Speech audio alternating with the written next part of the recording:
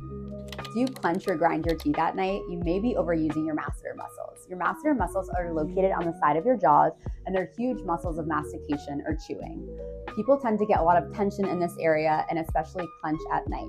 The treatment for this is getting Botox into this muscle. It not only will help reduce the clenching and grinding, but it actually can also provide a little bit of facial slimming.